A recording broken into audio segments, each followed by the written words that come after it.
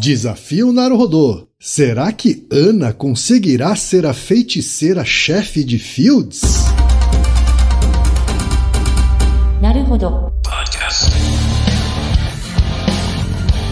Bem-vindo ao Naruhodô, podcast para quem tem fome de aprender. Eu sou Ken Fujioka. Eu sou o Altair de Souza. E hoje é dia de quê? Desafio Naruhodô. Você quer apoiar a ciência? Quer apoiar o pensamento científico? Quer ajudar o Naruhodô a se manter no ar? Ouvir os episódios e espalhar a palavra já é um grande passo. Mas existe um outro jeito. Quem possibilita isso é a Orelo. Você escolhe um valor de contribuição mensal e tem acesso a conteúdos exclusivos, conteúdos antecipados e vantagens especiais.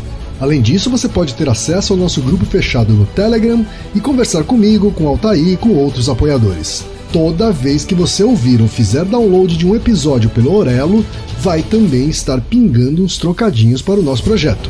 Combinado? Então baixe agora mesmo o app Orelo no endereço orelo.cc ou na sua loja de aplicativos e ajude a fortalecer o conhecimento científico. E chegamos ao momento Alura. Querido ouvinte, querido ouvinte. Você quer dar um verdadeiro mergulho no mundo da tecnologia? Migrar para uma nova carreira? Aprofundar-se nessa carreira? Então assine Alura agora mesmo. Você vai estudar, praticar, discutir e se aprofundar em uma plataforma que respira tecnologia. Na Alura, você terá acesso completo ao conhecimento, onde e quando você quiser, com novos cursos todas as semanas. E ainda tem vantagem, ouvinte Naruhodô tem desconto especial. Mas para isso é preciso acessar a seguinte URL, anota aí, alura.com.br/promoção/Naruhodô. Nesse endereço, além do desconto especial, você vai conhecer histórias reais de transformação de pessoas que estudaram na Alura. Então, repetindo, acesse alura.com.br/promoção/Naruhodô.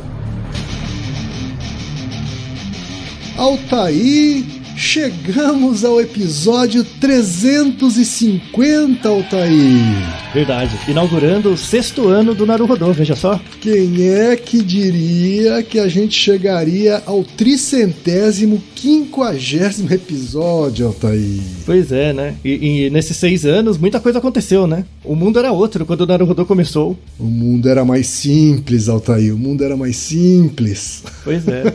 E respondemos 349 perguntas, né? Pelo menos isso, né? Das pessoas até aqui. E esperamos que com essas 349 perguntas respondidas, o mundo, apesar de complexo, tenha parecido menos complexo para os nossos ouvintes que nos acompanham há tantos anos. Antes de mais nada, um grande agradecimento e muito obrigado a todo mundo que nos acompanha. E a você e o Reginaldo também, né, Kim? É isso daí. Mas vamos começar o nosso episódio, Altair, respondendo ao desafio que a gente propôs no Naruhodô 300, Altair. Isso, faz mais ou menos um ano, né? Então, 50 episódios, é um por semana, né? Dá mais ou menos um ano. Então, no Naruhodô 300 era se Alaor conseguirá salvar Luísa do sultão Amatis. Assim, fazendo um resumo rápido do desafio, né? O Alaor era um jovem rapaz que se casou com a Luísa, e aí o sultão Cognos, né, acabou se apaixonando pela Luísa quando a viu e a sequestrou. E aí o Alaor estava tentando salvar Luísa. E aí quando ele salva a Luísa, chega no castelo do sultão. E aí o sultão, para libertar a Luísa, ele propõe um desafio. E aí o Alaor tem que correr por vários lugares dentro de uma ilha para caçar moedas, que chamam esquile, né? E as moedas são muito valiosas e todas são bem escondidas. E aí ele vai encontrar 100 locais diferentes com baús, e dentro de cada baú tem 100 moedas. E somente uma delas, em cada caixa, é uma moeda verdadeira, esquile. A moeda válida, né? É, a moeda que vale, né? Ele vai para a Ilha das Piranhas. E aí, como o Alaor não sabe se as moedas são verdadeiras ou não, ele pega uma única moeda dentro de cada uma das 100 caixas, coloca num saco e vai encontrar o sultão Amatis, né? E aí, quando ele chega ali, o Amatis olha pro saco de moedas e diz, né? Você sabe que dentro de cada uma daquelas caixas só tem uma esquile verdadeira, dentre as 100 moedas. E você, Alaor, não sabe discriminar qual moeda é falsa e qual é a verdadeira. Como você sabe se tem alguma esquile de verdade aí no saco? E a ideia é você ajudar. Qual a probabilidade de ter uma moeda verdadeira naquele saco? Porque se tiver uma moeda verdadeira, a Luísa é libertada. Se não tiver, não é. Tá? Basicamente esse é o resumo, né? Mas quem quiser... Excelente resumo, tá? Excelente resumo. Obrigado, Quem não pegou o resumo, é só voltar para o episódio 300, né? E ouvir a nossa narração poética, né? Desse desafio. E feita pelo, assim, com o talento do Reginaldo também, né? Toda a ambientação e o talento do Ken na narração, né? Aí várias pessoas responderam, né? Sim. Em geral, logo depois. E aí pegamos a primeira pessoa que respondeu primeiro, a mais rápida, né? Para colocar a resposta dela, que aliás ficou muito boa, muito bem descrita. E vamos mencionar também todo mundo que respondeu corretamente. É isso daí. Quem foi a grande campeã do desafio Naruhodô 300, Altair? Foi a Marisa Cantarino, Altair. A Marisa faz doutorado em matemática e mora em São Paulo, Altair. E ela diz o seguinte: primeiramente, gostaria de parabenizar vocês e o Reginaldo pelos mais de 300 excelentes episódios. Muito obrigada por trazer para a podosfera mais que conteúdo, mais uma maneira de pensar cientificamente. E aqui vai a minha resposta ao desafio do episódio 300. Supondo que a probabilidade de que Alaor pegue cada moeda de um dado baú seja 1/100, a mesma para cada moeda, e que isso ocorra para todos os 100 baús, temos que a probabilidade que ele não pegue a moeda correta em cada baú é de 99/100, bem alta. Ao ir para o próximo baú, temos de novo 99/100 de ele pegar uma moeda falsa, e a retirada de uma moeda de cada baú não depende da retirada de nenhum dos outros baús anteriores. Então podemos multiplicar essas probabilidades. Por fim, a probabilidade de que ele retire uma moeda falsa de cada baú é 99/100 elevado a 100, que é igual a 0,3660 aproximadamente. Ou seja, ele tem 36% mais ou menos de chance de ter pego 100 moedas falsas e 63% mais ou menos de chances de ter pego ao menos uma moeda verdadeira. Ele não foi muito inteligente. Carregando o mesmo número de moedas, ele poderia certamente carregar exatamente uma moeda verdadeira. Basta levar o conteúdo de um único baú. Gostaria de comentar também que a Luísa teve um papel muito de troféu nessa história toda. Podem terminar a história com ela dando um pescotapa no Alaor e chamando ele de burro, de nada. Você é burro, cara, que loucura. Como você é burro. Que burro, dá zero pra ele. Além da resposta, esse desafio traz uma questão importante que poderia ser mais utilizada nas estratégias de comunicação de risco. A exposição repetida a um risco de probabilidade baixa gera um risco de probabilidade maior. Quando tomamos qualquer decisão que envolve algum risco, estamos indireta e intuitivamente lidando com a probabilidade de dar ruim versus o benefício. Então, quanto mais as pessoas souberem probabilidade, melhor poderão fazer decisões mais informadas sobre os riscos que tomam. E isso é especialmente relevante atualmente com pessoas que se expõem repetidamente ao risco de se contaminar com Covid, segundo todos os protocolos, por exemplo. Um abraço, Marisa. Ótima resposta. A Marisa deu um show aqui, hein, Altair? Pois é, ótima resposta. Ainda fez uma ponte com comunicação de risco. E a gente não falou isso no desafio, mas ela conseguiu captar muito bem o espírito desse desafio. Exatamente para isso. Pois é. E a gente teve, como o Altair já mencionou aqui, uma série de ouvintes que mandaram respostas corretas, embora depois da nossa campeã. São eles o Alberto, que é economista de Itaiandu, de Minas Gerais, o Lorenzo Capelli, que é preparador físico de atletas olímpicos, o Igor de Souza, que é formado em Ciência da Computação de Petrópolis, Rio de Janeiro, o Daniel Campos, que é professor do curso de Engenharia de Computação da UTFPR de Apucarana, o Vinícius Pascotto Gastaldo, que é professor do Instituto de Física da Universidade Federal do Mato Grosso do Sul, que fez questão de dizer que enviou a resposta junto com a namorada Ana Laura de Lima, o Alessandro Daolio de São Paulo, o Leonardo Tadeu Silva Souza Lima, que é psicólogo na cidade de Sorocaba, o Marcelo Moretti, que é motion designer de São Paulo, o Samuel Vignoli, que é publicitário, e o seu pai Jairo Vignoli, que é professor aposentado, o André Pina, que é biólogo, a Giovana Melo Aves Zambrana e sua irmã mais nova Érica, de Mogi das Cruzes, São Paulo, o Bernardo Carvalho Pena, que é engenheiro eletricista de Brasília, e a Natália Cunha, que é bióloga de Santa Catarina. Bastante gente, hein, Altair? Pois é, muita gente conseguiu chegar na resposta. Que bom, que bom. É isso aí. Que bom, e eu fico feliz que tenha gente, inclusive, de biológicas, de humanas, né, participando e acertando a resposta, assim como a nossa campeã, que é doutora em matemática, não é isso, Altair? Ela só foi mais rápida, mas tá, parabéns para todo mundo, conseguimos mencionar todos. Altair, episódio de desafio não é episódio de desafio sem uma canelada, Altair. Claro, sempre tem que ter uma batidinha, né? Sempre sai um roxo. E essa canelada aconteceu no Naruhodô 312. Se ficar muito tempo sentado, aumenta a chance de morrer mais cedo, Altair. Isso. E quem mandou foi o Alisson Alves, que foi direto ao ponto, Altair. Quadríceps não é o maior músculo do corpo, mas sim o latíssimo do dorso. Corretíssimo. Corretíssimo. Eu que fiz a canelada de falar, né, que ficar muito tempo sentado, aí tem toda uma explicação lá sobre de você ficar muito tempo parado, o sangue fica parado, inibe a ação de várias substâncias do sangue. Um músculo que eu acabei mencionando erroneamente, que é o maior músculo do corpo, que é o quadríceps, que é o músculo do lado de cima da sua perna. Ele tem um papel importante em gerar os malefícios decorrentes do fato de você ficar muito tempo sentado. E, na verdade, o maior músculo do corpo está nas costas. É o latíssimo do dorso, que vai até do alto, perto do pescoço, até embaixo. Até quase no quadril. Quer dizer, o quadríceps é, de fato, um dos maiores músculos, né, Altair? Isso. Mas eu falei que era o maior, então eu falei errado mesmo e fui muito bem corrigido, né? Obrigado ao Alisson pela correção. Que, se não me falha a memória, é alguém envolvido com educação física, então isso é meio que feijão com arroz para eles, né? Então, tudo bem, né? Tá certo, então. Obrigado, Alisson, pela canelada. Isso aí. Uma outra canelada que eu mesmo cometi, né? E fui corrigido, tive minha orelha puxada com razão, né? A respeito. É num episódio recente que tivemos, que é o 348, né? Se sentir medo e ansiedade é algo ruim.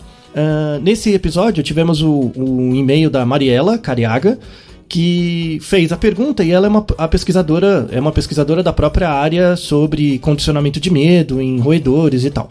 E aí ela ouviu o episódio, achou muito legal, mandou um feedback, gostou bastante. Só que aí ela deu um puxão de orelha falando que, na verdade, e o erro foi meu, ela não é bióloga, ela é biomédica, tá? E essa diferença é importante. Desculpa aí, Mariela, né? Eu falei também que, como o episódio 350 estava chegando, iríamos fazer aqui a correção. Está mais do que corrigido. Então a Mariela, doutora pela Unifesp, tem a sua graduação em biomedicina, tá? É isso aí. E continue mandando suas caneladas aí, hein? Claro. Porque, né, a gente é humano, né? Grava ao vivo, nem sempre acerta, não é isso, Altair? Não, a ideia é errar menos, lembra? É, isso daí. Agora, Altair, a gente tem algumas mensagens de ouvintes, Altair. Isso. Vamos então a elas. Primeira mensagem é do Fábio de Alencar Rabelo, que trabalha com programação e fala de São Paulo capital. Ele diz o seguinte: não venho com nenhuma questão em específico, apenas agradecer por todas essas horas de conteúdo audiofônico que me ajudaram a me distrair e principalmente aprender em casa nesses tempos pandêmicos.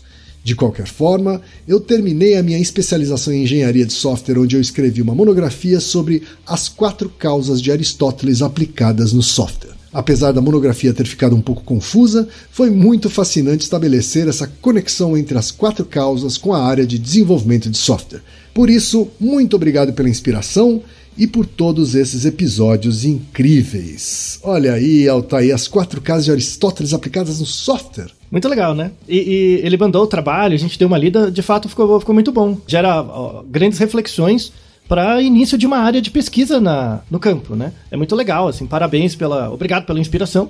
E de novo, as 4 causas de Aristóteles, vamos deixar o link na descrição desse episódio.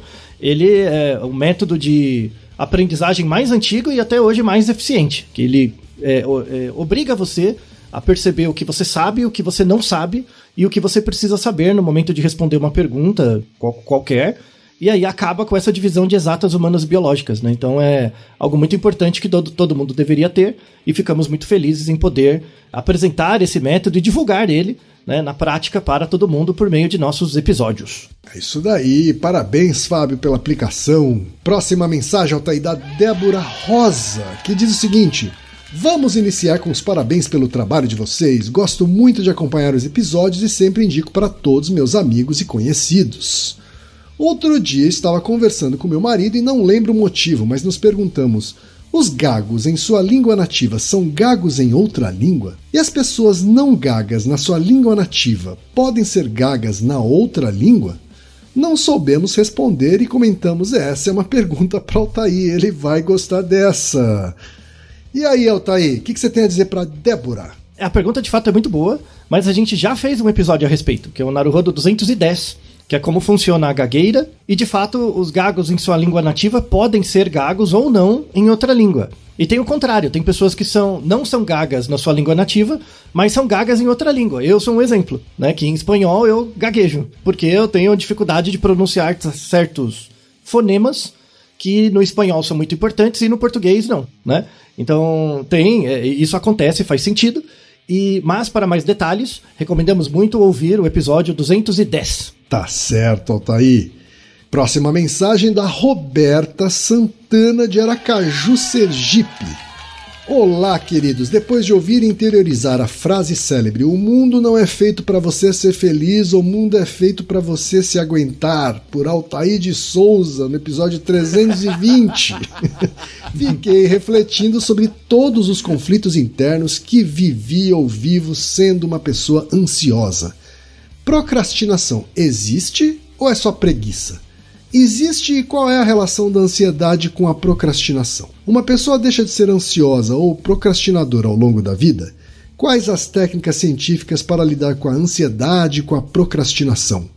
Muito grata pelas diversas oportunidades de conhecimento e aprendizagem de cada episódio. Beijos.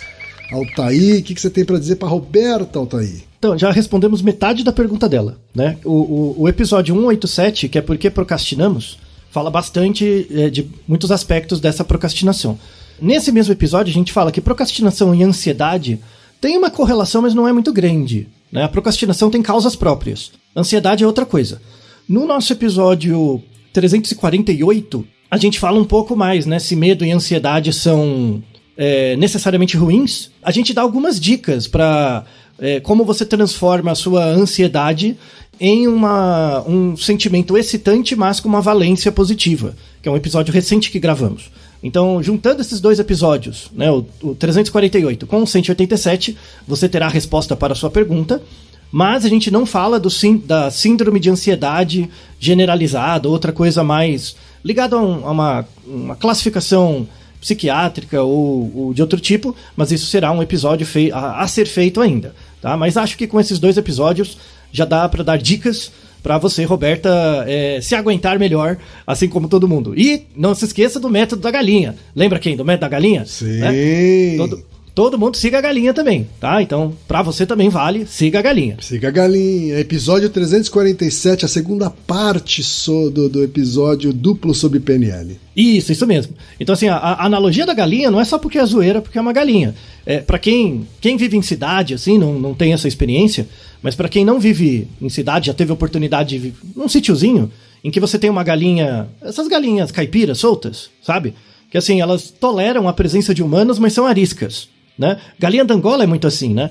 E aí, eu não sei se você já teve a oportunidade, o galo vai te atacar se você invadir o território dele. Mas a galinha, eu não sei se você já tentou pegar uma galinha na mão, essas galinhas ariscas. Já tentou? Eu já, e não é nada fácil, Altair. É terrível, é dificílimo. Se for galinha de Angola, eu digo que é impossível, praticamente, né? A galinha então, da assim, Angola ainda não tentei, mas... É porque mas ela é muito mais ligeira. Já senti dificuldade com a galinha caipira, a galinha comum. Então, a da Angola é mais ligeira ainda e tal, é mais arisca, né? Então, assim, a metáfora que a gente quer trazer com a ideia da galinha, do episódio sobre PNL, a segunda parte, é que a ideia não é que você consiga fazer todos os passos da galinha, mas que você consiga correr atrás dela.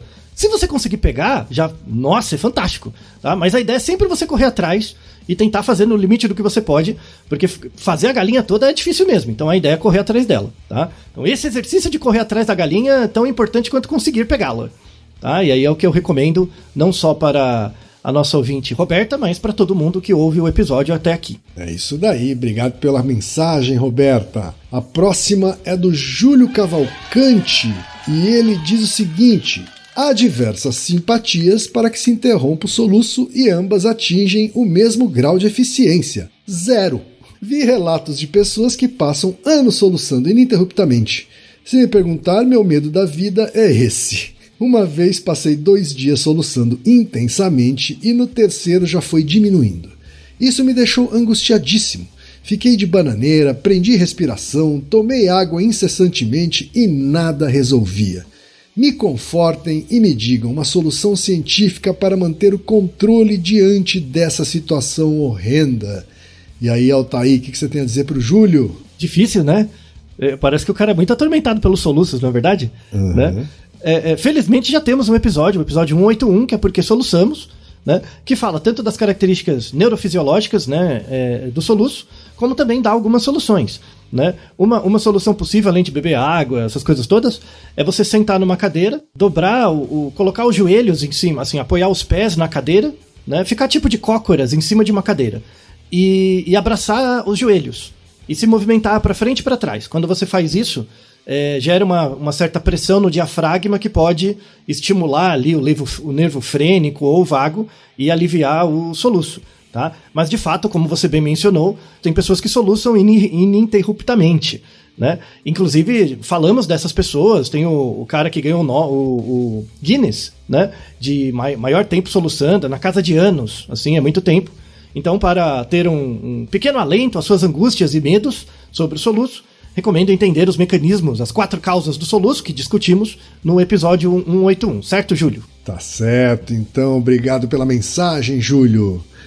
E uma última mensagem que a gente selecionou aqui é a do Luiz Gustavo Conde, que é advogado e mora em Ribeirão Preto, São Paulo. Ele diz o seguinte: por um descuido meu, fã de podcasts, demorei para conhecer o Naruhodô. Porém, já há algum tempo estou maratonando os episódios. Inspirado pela habilidade de vocês em comunicarem fatos interessantíssimos em todos os episódios, enviar esse e-mail foi minha primeira ideia quando uma dúvida tomou conta de mim. Os seres humanos podem dizer números verdadeiramente aleatórios?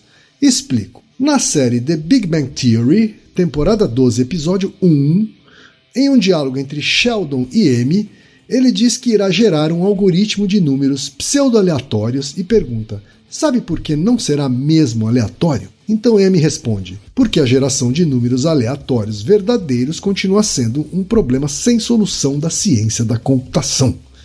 Números aleatórios são aqueles que independem de estatísticas, dados anteriores. Como a inteligência artificial depende de uma programação, por mais complexa que seja, os números gerados serão sempre pré-determinados, seja em uma lista ou em uma função matemática. Conheço uma exceção, o site random.org, que usa eventos atmosféricos para gerar resultados que são verdadeiramente aleatórios.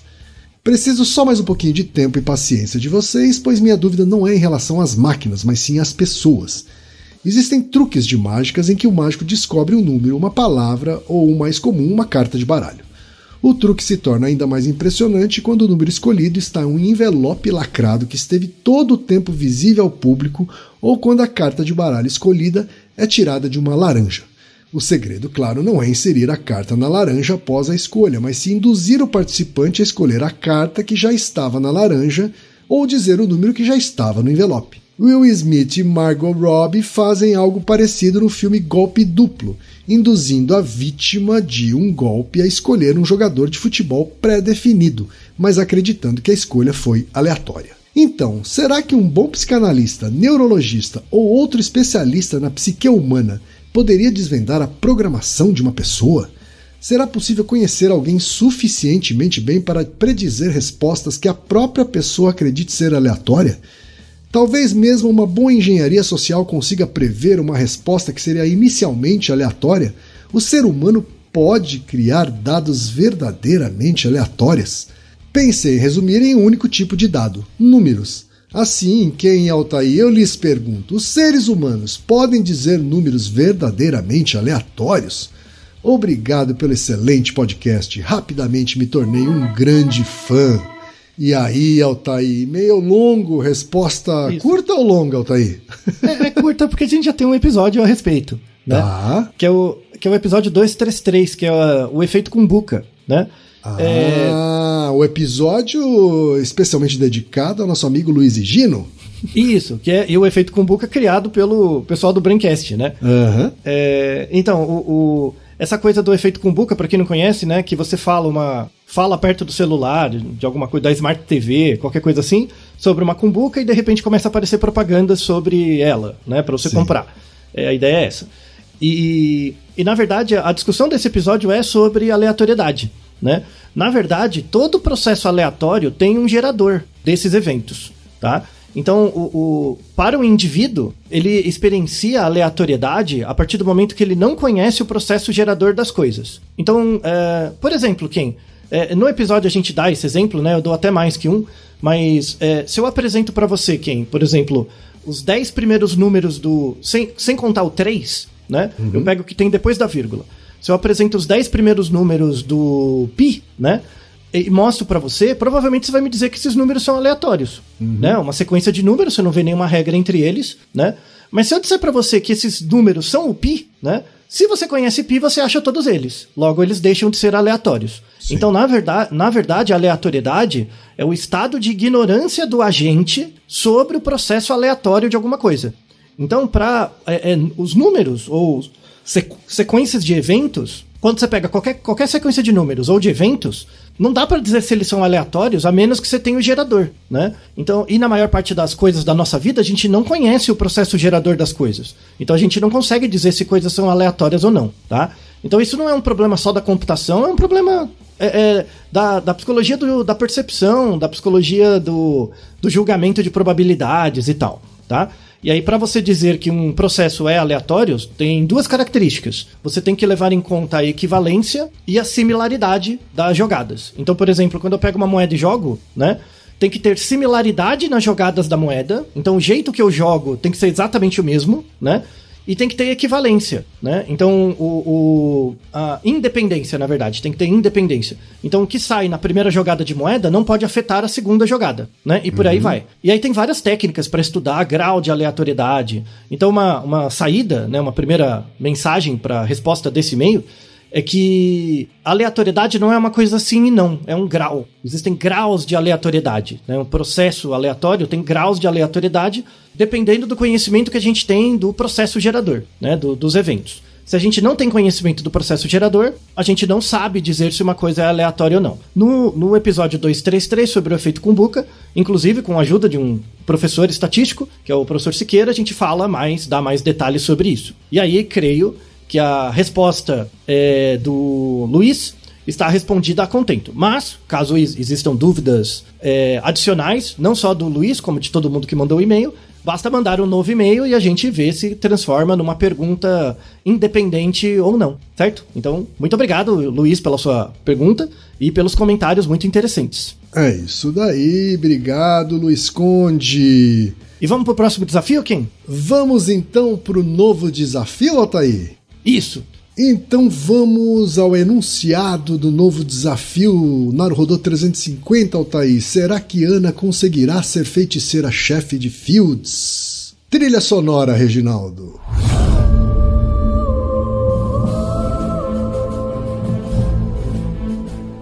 Ana é uma aprendiz de feiticeira que vive em um vilarejo chamado Ruten, nas distantes e ensolaradas terras de Ogashi, ilha isolada no meio do Oceano Pacífico. O local é paradisíaco, ensolarado e, apesar do isolamento geográfico, possui uma quantidade de recursos suficiente para alimentar e manter todos os seus habitantes. Ana foi aluna da famosa feiticeira Priscila, que tinha um conhecimento muito grande sobre as flores, frutos e raízes de Ogashi, além de desenvolver poções mágicas que podem ajudar a resolver diversos tipos de doenças, mazelas e machucados. Ana ainda estava aprendendo as técnicas de sua mentora, gostava do que fazia e estudava continuamente. No entanto, exatamente por seu talento, beleza e força mágica, Ana sofria bullying de um outro aluno da feiticeira Priscila, o aprendiz Paulo.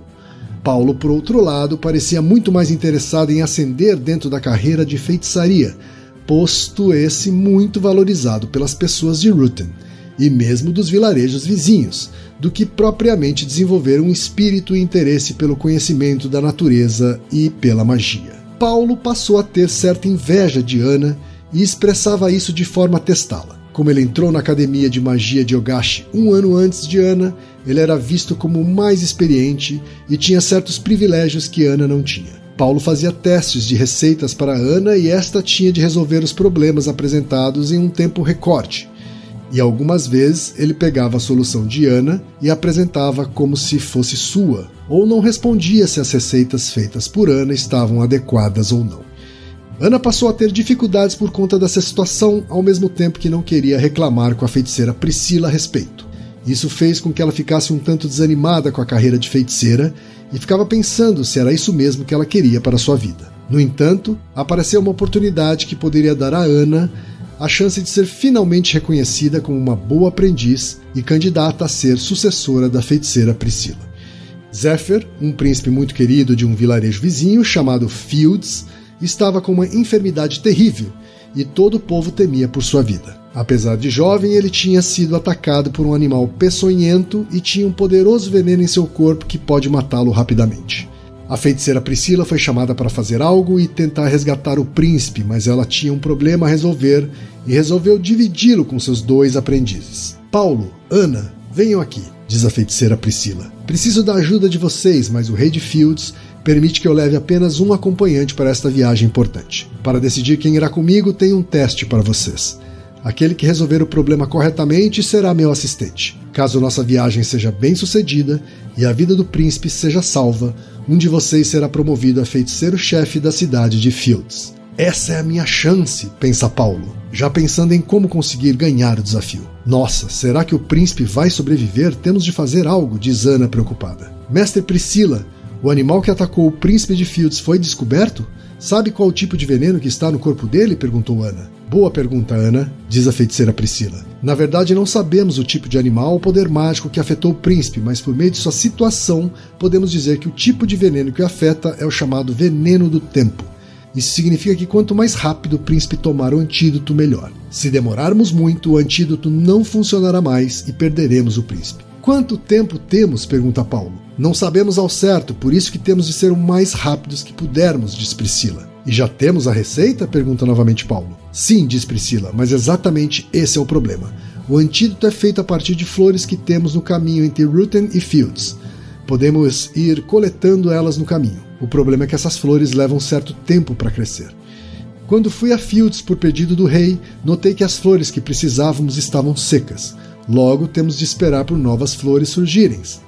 No caminho de volta para cá, eu joguei sementes no solo e temos de saber quantos dias temos de esperar para começar nossa viagem para Fields, pegar as flores no caminho, fazer a poção mágica e tratar o príncipe antes que ele perca a sua vida. O aprendiz Paulo fica aturdido, pensativo e pensa consigo mesmo. Nossa, como vou fazer para descobrir isso?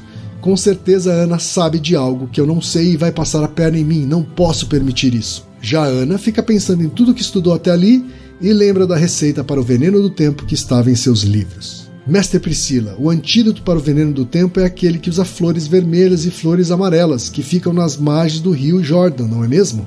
Isso mesmo, Ana, responde Priscila. Para não ficar para trás, Paulo diz, essas flores só crescem em um certo tipo de solo com espaço limitado. Em cada um desses espaços crescem apenas uma flor amarela e 2 flores vermelhas, ou então 6 flores vermelhas.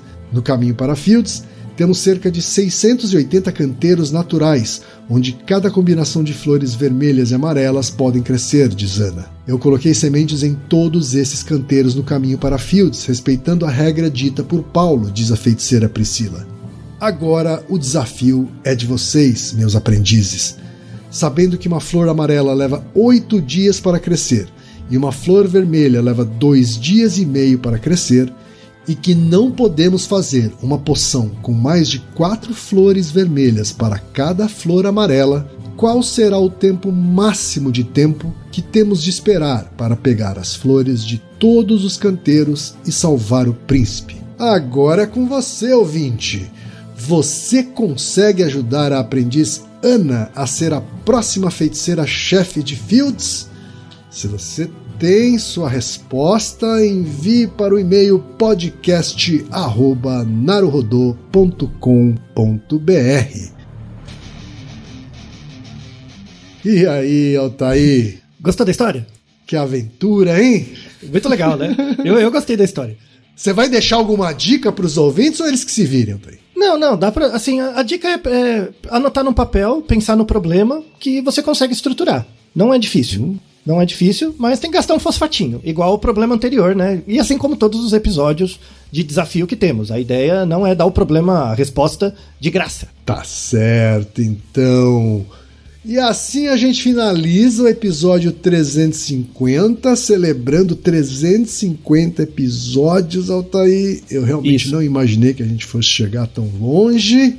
Nos nossos 6 anos de existência. Né? E a gente continua aguardando suas mensagens de comentários, de caneladas, de elogios, de críticas e, principalmente, respostas para esse novo desafio 350. Certo, Altair? Isso. Exato. E mesmo se você não souber a resposta, não quiser mandar a resposta, mande suas perguntas. O Naruhodô, ele existe baseado nas perguntas dos ouvintes. Então mande suas curiosidades. Não existe pergunta idiota não perguntar. E o mais importante é mete o louco. Aquela pergunta que desde a sua infância ficou presa no seu coração, na sua mente, cerceado por alguém que dizia pra você assim, não é resposta, ou dizia por que sim, por que não, ou cerceava você de ter o seu interesse legítimo em alguma coisa que os outros acham bizarra. Não, vença isso e mande a pergunta pra gente. Tá? É isso que queremos vencer e atacar e na verdade, fazer renascer a criança presente em cada um de nós, sobretudo no que diz respeito a essas dúvidas.